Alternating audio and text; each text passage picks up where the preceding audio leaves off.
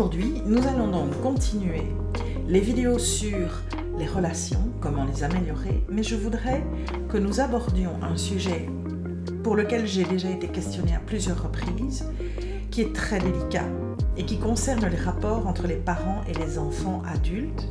Et nous allons faire deux vidéos. La première vidéo, ce sera sur l'attitude du parent qui essaye de pouvoir rétablir une connexion avec un enfant avec lequel il n'a peut-être plus de contact ou très peu de contact. Et la deuxième vidéo, ce sera plutôt sous l'angle de l'enfant adulte. Comme ça, tu sais un petit peu où on va.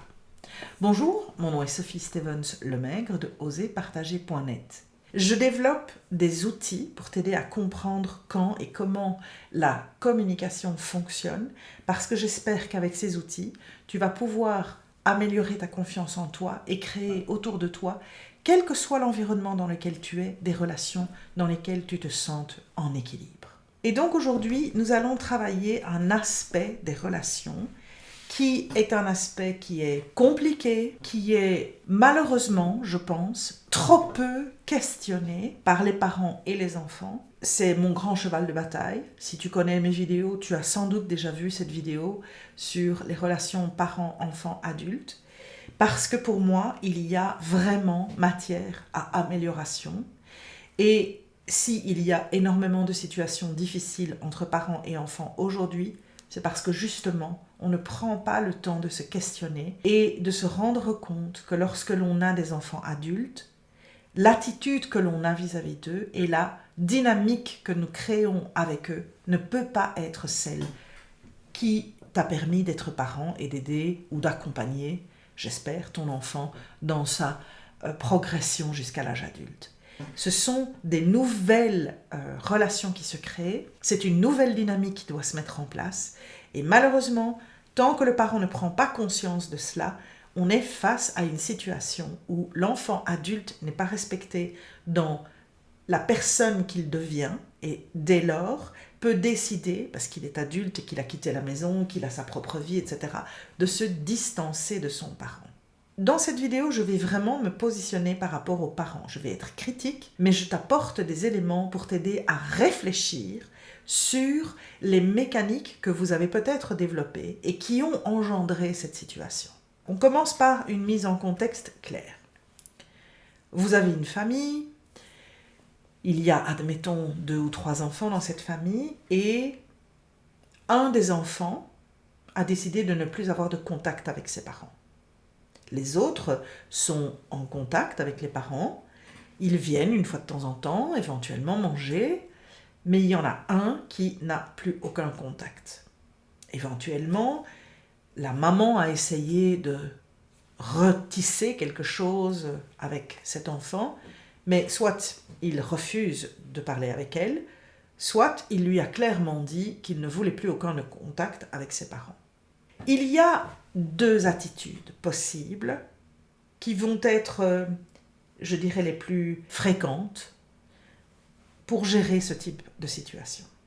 D'abord, un enfant qui prend une décision peut prendre une décision par rapport à un des parents, pas les 2.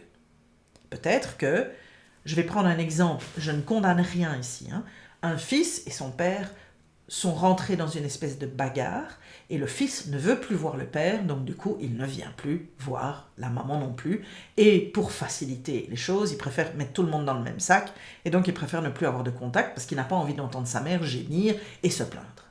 Donc il faut pouvoir aussi relativiser certaines situations. Mais quand je dis il y a 2 positions possibles, soit on prend la position qui est la pire, j'insiste sur ce détail, qui est de dire « c'est moi le parent et mon enfant me doit du respect et il est prié de venir me voir et je ne changerai pas de toute façon pour lui ». Soit le parent se dit « merde, j'ai merdé, il y a quelque chose qui ne va pas du tout, comment est-ce qu'on peut rectifier cette situation? Quelle est ma part de responsabilité dans ce problème ?» Et ça, c'est vraiment ce que je veux que tu comprennes. Je l'ai expliqué, dans les relations, on est 2. Une relation d'amitié, une relation professionnelle, une relation familiale, il y a 2 personnes au minimum qui sont en interaction. Et si une de ces personnes ne veut pas rentrer en interaction, ou si une de ces personnes devient agressive avec l'autre, il y a des conséquences. Mais chacun, dans une relation, a sa part de responsabilité. Ce qui signifie que lorsqu'il y a un type de conflit comme celui-là qui se met en place dans une famille, 2 personnes au minimum ont un problème et ils ont chacun une part de responsabilité. Dans l'exemple numéro 1, où je te dis, le parent considère qu'il est dans une position immuable, que c'est son enfant qui lui doit du respect et qu'il n'a pas à devoir changer, nous sommes dans le cas où un des participants de la relation ne veut pas reconnaître sa part de responsabilité. Il se fige dans une posture qui justifie énormément de choses, qui lui permet aussi de ne pas devoir faire d'efforts parce qu'il considère que tout doit venir à lui, mais qu'il n'a pas à devoir venir vers les autres. Et donc, effectivement, c'est une posture. Alors, ça peut être une posture qui est de conviction, de protection, ça peut être une posture de faiblesse aussi, parce qu'en fait, ne sachant pas comment rectifier les choses, on préfère rester là. Il y a énormément de gens qui sont réalistes et qui se rendent compte que quelque chose ne fonctionne pas, mais qui se rendent aussi compte que lorsqu'ils envisageraient éventuellement de passer dans la posture de l'autre exemple, c'est-à-dire je prends ma part de responsabilité et j'essaye de corriger les choses, ça voudrait pour eux dire qu'ils sont faibles. Ce sont tous des préconcepts qui ont été enfoncés dans la tête des gens à travers leur éducation. Préconcepts comme les enfants doivent être respectueux vis-à-vis des parents, ils leur doivent quelque chose, ils ont l'obligation de, etc., etc. Alors ces concepts ont été longtemps appliqués au niveau éducationnel, mais aujourd'hui il faut pouvoir se dire, nous sommes devenus un peu plus intelligents au niveau psychologie, nous sommes devenus un petit peu plus intelligents au niveau des relations humaines, et est-ce qu'on ne peut pas améliorer ces relations parce que finalement, lorsque son enfant est arrivé à l'âge adulte, j'ai bien dit adulte. Le parent est peut-être la personne qui l'a accompagné, qui l'a aidé, qui lui a donné ce qu'il fallait pour pouvoir l'aider à grandir. Mais ça veut aussi dire qu'à partir du moment où il rentre dans l'âge adulte, il n'est plus quelque part dans cette espèce de situation de soumission. Il assume sa vie, il assume ses choix. Il a peut-être besoin d'un conseil une fois de temps en temps, parce que c'est vrai qu'avoir ses parents et de pouvoir leur poser des questions ou être conseillé, ou avoir une épaule sur laquelle pouvoir venir se reposer un temps quand on est face à un défi, c'est quand même extraordinairement génial. Mais le principe qui voudrait que l'enfant reste inférieur aux parents parce qu'il est plus jeune, excuse-moi, mais ça ne fonctionne plus. Les enfants ne sont pas nés pour devoir quelque chose à leurs parents. Les enfants, dans nos sociétés, en tout cas, c'est un choix qu'on fait. Et à partir du moment où on choisit d'avoir des enfants, qu'on partage avec eux, qu'on les voit grandir, qu'on est fier de les voir devenir des adultes accomplis, pourquoi continuer à jouer cette espèce de jeu de pouvoir avec eux, où je suis le parent, donc tu me dois du respect, et de toute façon, tu me dois ta vie. Attends, c'est quoi la connerie là, ici ? Je veux que tu comprennes bien que tant que tu ne prends pas ta part de responsabilité dans cette relation malsaine qui s'est mise en place, vous n'en sortirez pas. Est-ce que ton enfant est responsable d'une partie du problème ? Certainement. Je ne le mets pas dans une situation de lui il est tout blanc et toi t'es tout noir. Ça n'a rien à voir. C'est qu'est-ce que tu as fait pour engendrer cette situation ? Est-ce que tu es capable déjà de comprendre cette situation correctement? Est-ce que tu sais quand elle a commencé? Est-ce que tu sais ce qui a engendré quelque part cette séparation qui s'est probablement faite progressivement plus que violemment? Et est-ce que tu peux aussi reconnaître ta part de responsabilité dans le fait de l'avoir laissé se mettre en place? Pourquoi est-ce que je choisis de faire une vidéo sur un sujet aussi compliqué? Eh bien simplement parce que je sais qu'au milieu des parents qui sont face à ce genre de situation, il y a des parents qui se rendent compte, un peu tardivement, qu'en fait, ils sont malheureux dans cette situation. Et ils voudraient pouvoir reconnecter. Ils voudraient pouvoir recréer du lien. Le problème, c'est que tant que le parent n'est pas capable de s'excuser, tant que le parent n'est pas capable de dire à son enfant « je me rends compte que j'ai une part de responsabilité dans cette situation et je voudrais qu'ensemble nous parvenions à le solutionner », à ce moment-là, c'est toujours pointer du doigt l'enfant comme étant responsable.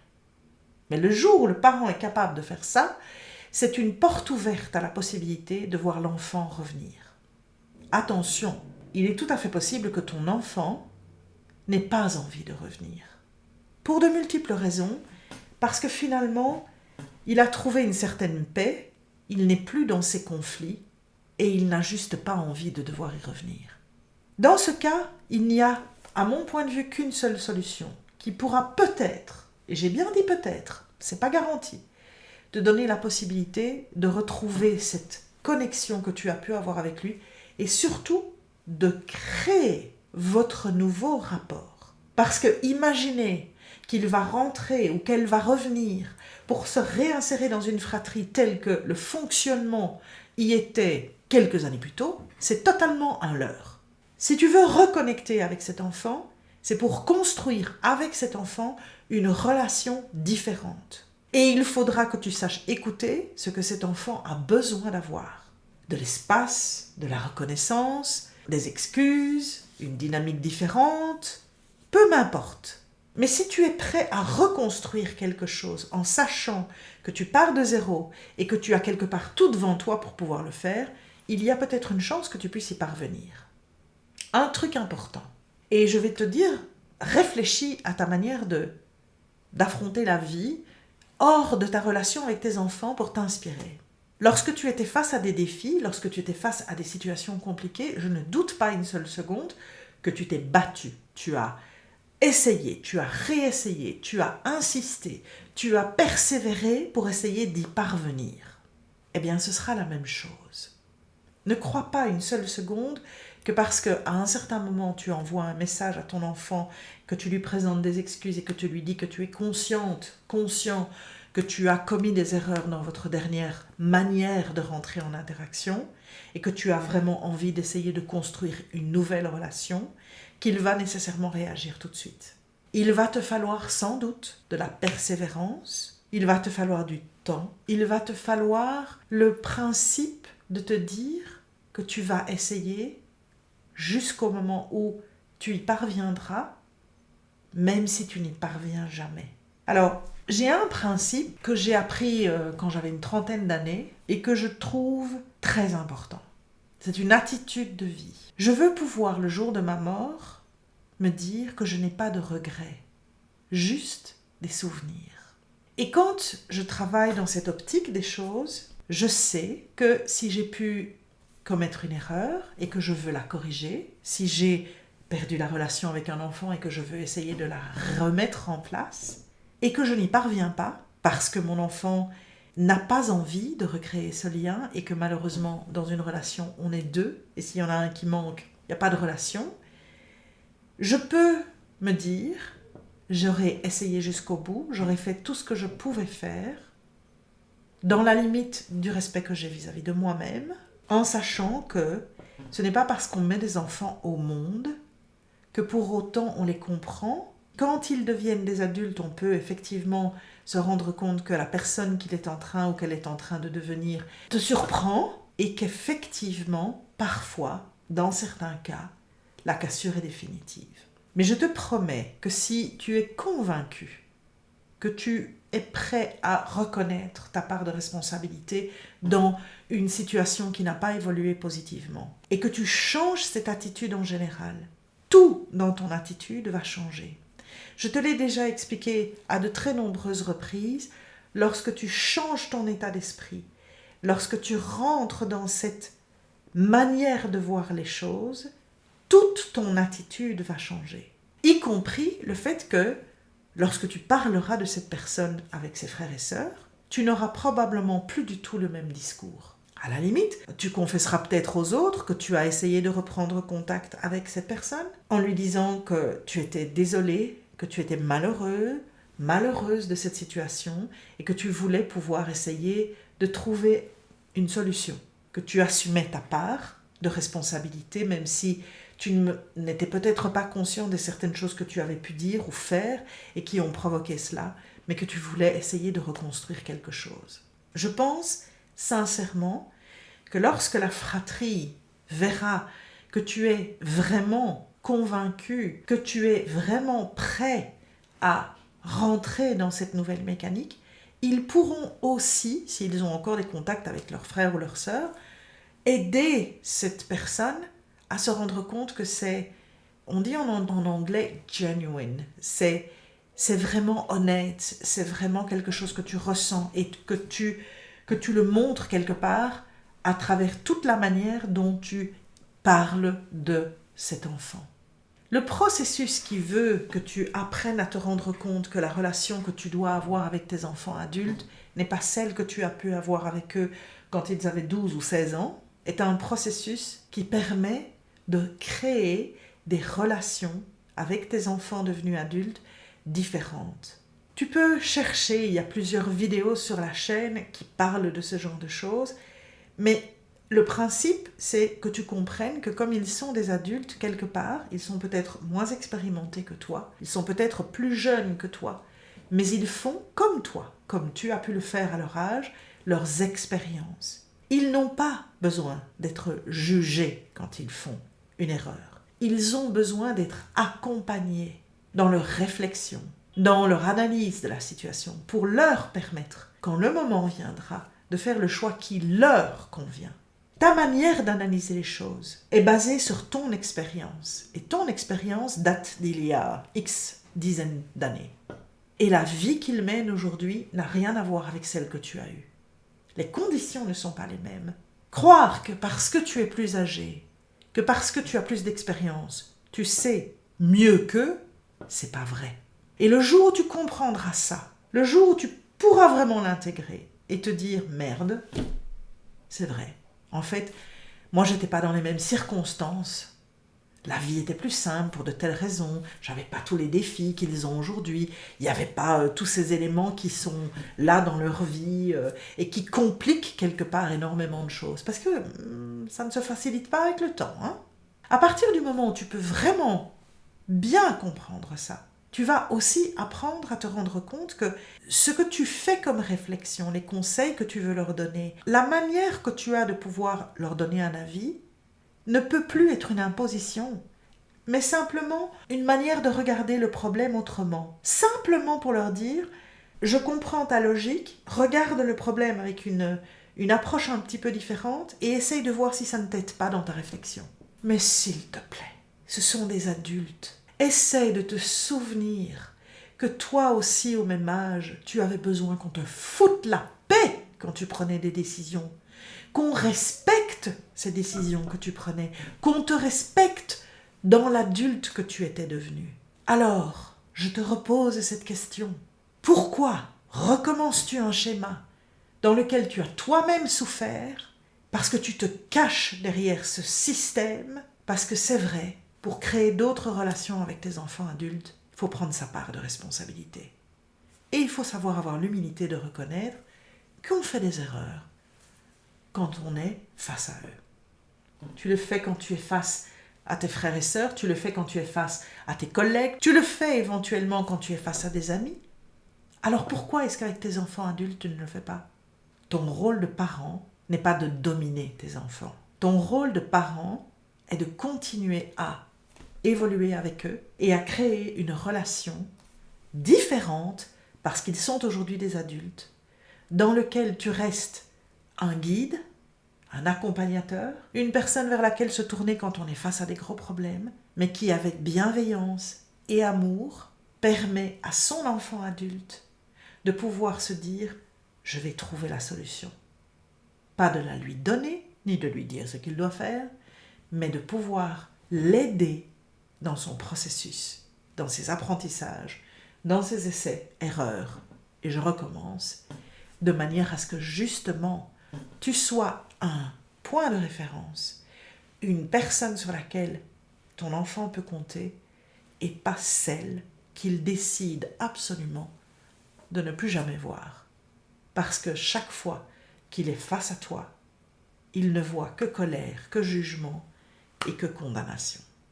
Voilà, je voulais vraiment t'interpeller. Je sais que cette vidéo va te chambouler, te mettre en colère éventuellement, surtout si tu l'as regardée jusqu'au bout et que tu as un peu tendance à considérer que tes enfants te doivent quelque chose. Je te demande simplement de réfléchir à ce que j'ai dit. Laisse le temps faire sa réflexion. Revisionne la vidéo une deuxième fois, une troisième fois, pour essayer de reprendre tout ce que je t'explique. Mais crois-moi, je sais très bien de quoi je parle. Je sais exactement ce que c'est que d'avoir cette situation dans laquelle tu es soumis à l'autorité parentale. Tu as beau être une adulte, tu as beau avoir des enfants, tu as beau avoir démontré que tu es plus que capable, rien n'y fait. Et parce que je n'ai pas voulu reproduire cela, parce que j'ai trop souffert dans cette situation, j'ai choisi de suivre des cours de pédagogie, de passer ma vie à essayer de comprendre, de grandir et d'apprendre, pour pouvoir aujourd'hui te livrer les clés de ces relations si riches. Je te donne des moyens de pouvoir y parvenir. J'ai 2 enfants adultes qui sont toutes les 2 dans la trentaine. J'ai encore des discussions qui sont parfois difficiles, mais nous avons une relation qui est ce que j'essaye de créer avec elles, une relation qui n'est jamais une relation où elles me doivent quoi que ce soit. Quand j'ai envie de quelque chose, je le demande. Quand j'ai envie de nouvelles, je le demande. Et quand je crée des relations avec elles, c'est en étant capable de pouvoir aussi me poser des questions sur ce qu'elles n'aiment pas dans mon attitude, en me demandant ce que je peux faire pour m'améliorer. Parce que ce n'est pas de rester campé sur une position qui m'importe le plus, c'est de pouvoir garder avec elles une relation sereine, épanouie et respectueuse. Parce que pour moi, avoir des enfants, c'est un choix, c'est une responsabilité et c'est aussi un parcours d'apprentissage qui se fait tous les jours jusqu'à la fin. Parce que tu évolues, parce que l'enfant évolue, en tant qu'adulte encore plus aussi, et parce que c'est un constant apprentissage, réapprentissage et réajustement de nos interactions pour toujours garder et partager cet amour familial qui est une clé tellement forte et tellement puissante, mais qu'il ne faut pas considérer comme acquise simplement parce qu'on a mis au monde des enfants. Tu as encore des questions ? Tu n'es pas d'accord avec moi ? Tu peux réagir sous la vidéo, mais tu peux aussi me contacter pour en discuter. Tu as envie d'essayer d'initier quelque chose avec un de tes enfants ? Prends 1 heure de coaching que je t'offre avec grand plaisir. Envoie-moi des informations et je t'aiderai à peut-être regarder les choses sous un angle différent, te permettre d'analyser la situation avec un regard différent. Peut-être que cela t'aidera à trouver la solution qui te convienne. Il y a toujours possibilité de faire des coachings, pas nécessairement longs, si tu n'as pas les moyens, mais de t'accompagner quelque part dans ton processus. Il y a des méthodologies qui te permettent de prendre conscience de certaines choses et de pouvoir littéralement regarder comment changer les choses. Je continue moi-même à me former, je suis en pleine session de coach avec un expert et c'est extraordinairement enrichissant. Va voir sur le site oserpartager.net, partage cette vidéo avec quelqu'un à qui tu penses ça pourrait faire du bien, parce que tout ce que je cherche à faire, c'est essayer de te donner des clés pour t'aider. Donc, n'hésite pas à partager cette vidéo, à souscrire à cette chaîne si tu es intéressé et à me contacter. Tu peux m'envoyer un message privé. Je suis sur Facebook, je suis sur Instagram. Tu peux aussi laisser des commentaires en dessous de cette vidéo. J'y réponds toujours et tu peux m'envoyer un email à contact@oserpartager.net. À la prochaine fois. Salut!